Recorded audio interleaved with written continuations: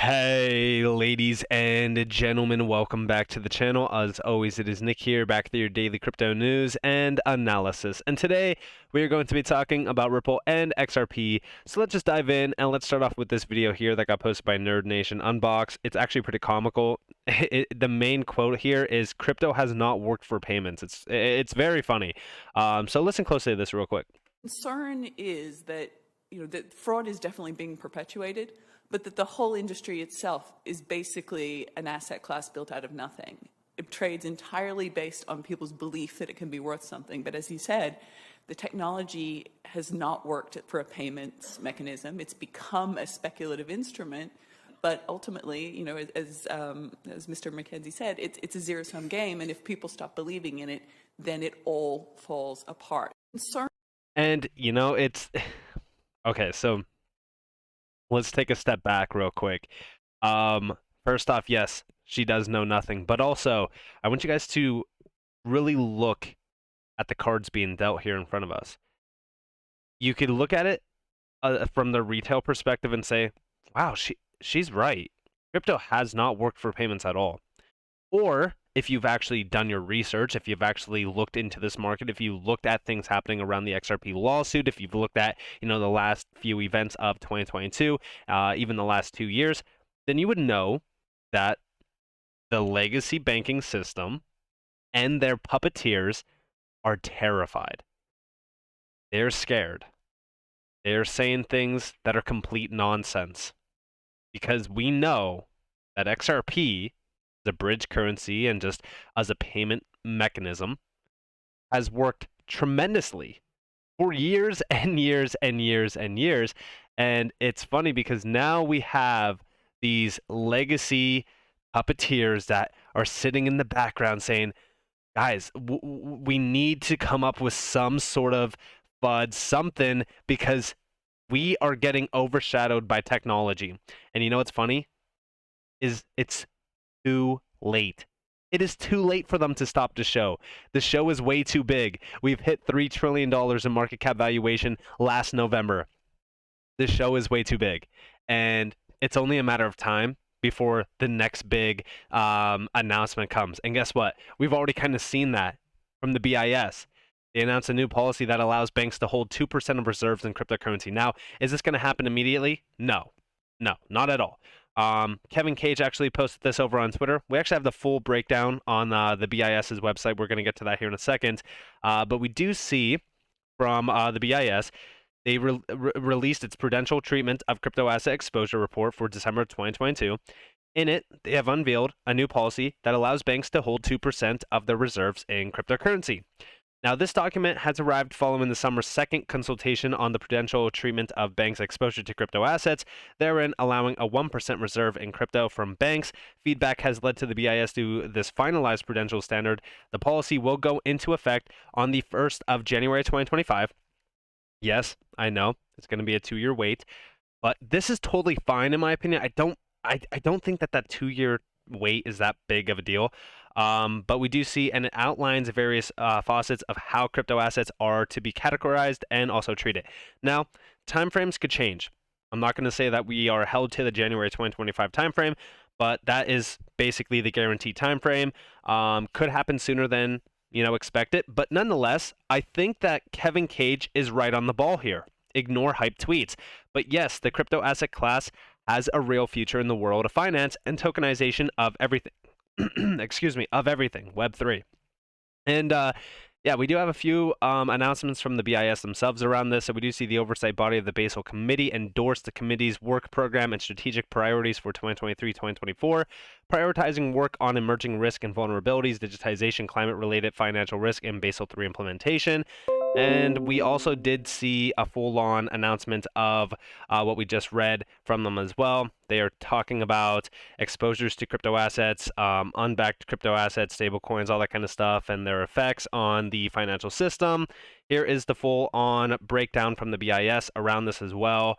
They do say that their priorities for 2023 and 2024 are going to be working on a few things around risk, vulnerabilities, digitization, climate-related financial risk, and Basel III implementation, which, by the way, if you guys do want me to make a video specifically on Basel III, I could 100% do that.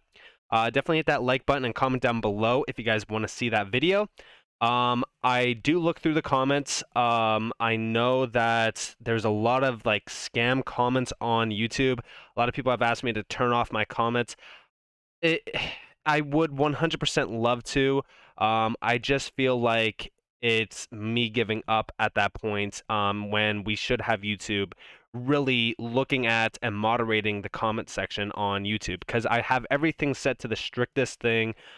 There's not much else I can do besides monitor the comments 24/7, which I'm sorry guys, I really can't do. I have a lot of things going on in my day-to-day life. But I do apologize. I know that it's getting outrageous. It's been getting outrageous even on Twitter as well. I really do not know what to do. It's kind of out of my hands. Like, I really do wish that YouTube would do something.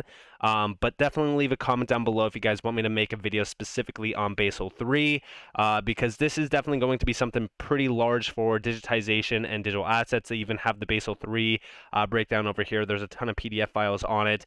They've been looking at this for a while. And also, I believe that Basel 4, they've already been starting to talk about Basel 4 quite a bit. I'm pretty sure Basel 3 has been kind of issued out quite a bit. They've been looking at a few things around it, but it is centered on digitization. Now, all while we are seeing the BIS get extremely bullish on crypto, and they do want banks to be exposed to crypto, not only does it go against everything that we've seen around the legacy system players and the puppeteers that are, going out there and starting FUD campaigns against crypto and making sure that you, as a retail individual, do not even touch this market because it's bad. It's bad. Don't touch crypto. It's a scam. It's utilized for theft and thieves and crimes. Blah blah blah. Listen, I'm telling you right now that everything that we've watched in the last 2 years has been centered on what? Digital assets, digitization, tokenization, all centered around DLT. You could clearly see how crypto is at the core process of everything banking, financial use cases, all that kind of stuff. And here we have from the Digital Pound Foundation, actually, the United States, thanks to Project Cedar, has moved into development of a central bank digital currency and joined its colleagues at the European Central Bank, the Bank of Japan, and even the Bank of England in making the leap forward. So not only are we seeing the BIS announce that they are going to be pushing for a huge announcement of crypto exposure, but now we are starting to see the United States fully develop a central bank digital currency, and this is in collaboration with some of the biggest banks out there. I want you all to understand that things are moving extremely fast now. I know that I've been saying that for the last couple months around crypto, but if you are not paying attention, and if you haven't been paying attention, because trust me, I know that there's a ton of other things going on around crypto with FTX and Binance and this and that. What's going to be the next exchange to collapse? Blah, blah, blah. It's all negativity. I even said, it's kind of funny, kind of not funny. I mean, it's however you want to look at it. But I said, wow, crypto Twitter at this point is practically 0% good news. And yeah, it's just been negativity all over crypto Twitter, and it's insane while we are seeing breakdowns like this happen, and full-on announcements. And it's crazy because if you look into these reports, if you read everything around it, you could tell that things are being streamlined. You could tell that it's almost it's very similar to like the space race. If you guys looked at history and you focused on the country that was the first to space and how big of a leap that was, it's going to be the same with CBDCs. It's going to be a race to which one could implement it first. We know China has been ahead of the game, but from here on out, I believe that the United States is going to move very, very swiftly on this. I think that they are going to utilize a lot of what we've seen with FTX and even Luna as a perfect example of what to avoid. And I think that when we look at this, we'll most likely see streamlined regulations as well. We could very well see the case with XRP end very quick. We could see a possibility of, okay, let's just settle out with Ripple, get this case out of the way so that we could focus on bigger things around FTX, for an example. Could that be a possibility? 100%, but that is me speculating. Just remember, But yeah, things are getting very interesting around the space. We actually do see over here the CBDC advisor at Ripple quoting the New York Fed advances test of CBDCs for cross-border payments. This got posted on the 16th. We do see for digital currency to have any utility to people and businesses, it needs to coexist and interact with other payment schemes in that domestic market. Now, what does that mean? Interoperability, right? An open system. This video got posted by 801 underscore XRP over on Twitter. Thank you, 801 underscore XRP, for the video. But we do see in an open source way, been working with them in a digital regulatory environment, laying digital rails down because the digital rails prices are zero. Literally millions, hundreds of millions are using them, and they're finally reaching the last mile. And listen closely, this is from the IMF, International Monetary Fund. Melinda. Thank you. I think, first of all, there is absolutely nothing that we do as a foundation that isn't in partnership with others. It's the only way to get things to move forward on behalf of the world, and particularly in women. So let me give a couple of very specific economic examples of how to pull women into the economy. India. We have been working with India now for over 20 years. When the pandemic broke out, luckily, they had already done two things. In an open sourced way, we had been working with them in their regulatory environment to start laying the digital rails down. They had a national ID system, and they already had digital bank accounts en masse out in the population. What happened during COVID was, of course, many people got pushed out of the workforce and were at home.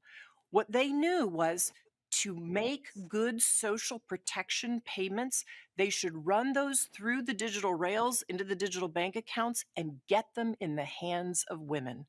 Because the Prime Minister and the government knew that if a woman had that social protection payment, the way she spent it was for her family and her household. Now, what is happening in India is because of these digital rails, where the prices are basically zero to put money in and out of the system, literally millions of people are using them, hundreds of million, and they are finally reaching the last mile. They're actually reaching poor women with digital bank accounts, and they're reaching the middle class and high income. That is good for tax. And yeah, I mean, like, listen, at the end of the day, we are going to continue to see a big push for this open digital system. And it's already happening. Listen, I'm not going to sit here and talk nonsense to you guys. We have started to see a major push around an interoperable system where not only the legacy system, but also the DLT systems that we talk about on a daily basis could coexist. It's going to be a massive open system. It's going to be interoperable. We're going to see CBDCs. There's no point in sitting here and arguing that, you know, CBDCs are this, CBDCs are that. I talk about it quite a bit. We've discussed my concerns around them. Do I think that CBDCs are the next big thing, that, you know, the greatest thing since sliced bread? Absolutely not. I've talked about my concerns with them so much, so much. And, you know, although, yes, I could sit on here all day long and tell you guys that CBDCs are this, CBDCs are that, at the end of the day, we can't stop them. They're going to most likely be implemented at some point in time. But one thing to me that is certain around any number of these systems, any number of major innovations happening around money, a digital system that is fully open, that is interoperable and has fiat as well as digital currencies coexist, it's 100% crucial. And yes, I 100% believe that Ripple with XRP is going to play a much bigger role than anyone can anticipate. And I'm telling you guys that right now because I see the overall value in not only the on-demand liquidity mechanism. Listen, on-demand liquidity is absolutely huge as a technological advancement, but when we look at things happening around crypto and around even the current monetary system, what is a much bigger problem right now? Instant settlement. Instant settlement is a huge opportunity in terms of an innovation around payments, around finance, not only liquidity, because yes, 100% liquidity is a big concern. We're seeing liquidity crises popping up daily around the world. all of this is huge for these assets that have a ton of utility. It's all centered on utility. Utility is 100% going to matter. Utility is going to be the big thing. It doesn't matter if, you know, if your token's website is saying, hey, we're solving this, we're solving that. No, you need to have 100% proven utility. And guess what has that? XRP. So with that being said, I hope that you guys enjoyed this video. If you guys did, definitely leave a like, subscribe to notifications on because I'm more free content. You guys are more than welcome to follow me on Twitter and join the free Discord down in the description below. As always, up to you all. Have a beautiful day, beautiful night, wherever you guys are on this beautiful world. This has been Nick. Peace out, guys.